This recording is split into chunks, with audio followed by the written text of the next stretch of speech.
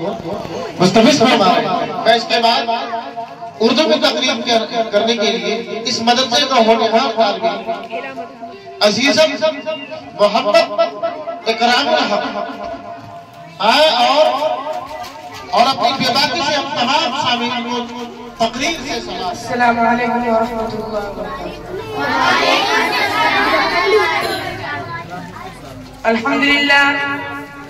الحمد لله رب العالمين والصلاة والسلام على أشرف المرسلين وعلى آله وأصحابه أجمعين، أما بعد فأعوذ بالله من الشيطان الرجيم، بسم الله الرحمن الرحيم۔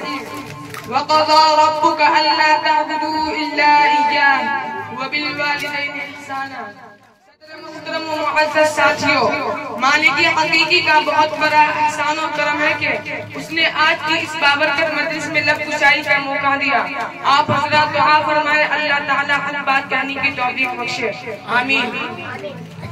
میں نے دوران خطبہ کلام اللہ شریف کی آیت کریمہ کا مختصراً کرام فرماتے ہیں، حق تعالی شان والدین کی خدمت اور والدین کو اطاعت کو اپنی عبادت کے ساتھ شمار فرماتے ہیں، اور اسی طرح ایک دوسری جگہ ارشاد ہے ان اشکر لی ولی والدی، کہ میرے شکریہ کے ساتھ ساتھ اپنی والدین کا بھی شکریہ ادا کرو، چونکہ اصل مالک و اصل خالق تو اللہ رب العزت ہے، لیکن مالک مجازی والدین بزرگوار ہے، کیونکہ اللہ نے دنیا میں پیدا کیا، پھر انہی والدین کے ذریعہ ہم نے پرورش پائی، یہی نہیں بلکہ والدہ محترمہ کو ہماری پیدائش وقت درد زان اس قدر تر پایا، اور اس وقت روح فنا ہو جانے کا اندیشہ بھی ہوتا ہے اور آنکھوں سے آنسو جاری ہوتے ہیں۔ ان تمام تر مصیبتوں کو بخوشی جھیل کر آغوش محبت وا کر دی اور اپنے مبارک خون کو دودھ بنا کر پلایا۔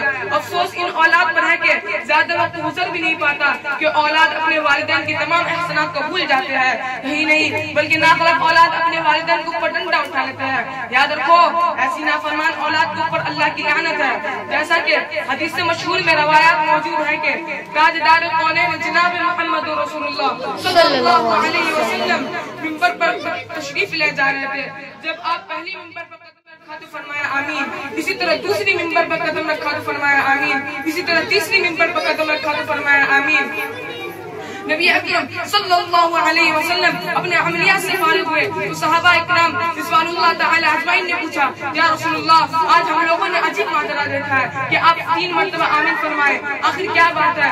کہا جلال بلحہ صلی اللہ علیہ وسلم نے فرمایا کہ میرے پاس جبرائیل امی تشریف لائے تھے، انہوں نے عرض کیا جو شخص رمضان مبارک کا مہینہ پائے لیکن روزہ نہ رکھے اس پر اللہ کی لعنت ہو، تو ہم نے کہا آمین۔ اسی طرح دوسری مرتبہ فرمایا جہاں آپ صلی اللہ علیہ وسلم کا نام آئے لیکن آپ پر درود نہ بھیجے لہذا اس پر بھی اللہ کی لعنت ہو، تو ہم نے کہا آمین۔ اسی طرح تیسری دفعہ فرمایا اس شخص پر اللہ کی لعنت ہو جو اپنے والدین کو پائے لیکن ان کی خدمت نہ کرے، تو ہم نے کہا آمین۔ نوجوان کرام یاد رکھو یہ بددعا ہے سید الملائکہ کی اور سید الانبیاء کی آمین ہے، بھلا بتائیے یہ بددعا کس طرح رد ہو سکتی ہے؟ یقین ہے کہ بارگاہ الہی میں قابل مقبول ہے۔ اسی طرح کے ایک واقعہ یاد ہے، ایک شخص رسول اکرم صلی اللہ علیہ وسلم کے خدمت میں حاضر ہوا اور شکایت کی کہ میرے باپ نے میرا سارا مال و دولت لے لیا۔ اس کے بعد نبی اکرم صلی اللہ علیہ وسلم نے حکم دیا کہ جاؤ اپنے والد کو بلا کر لاؤ۔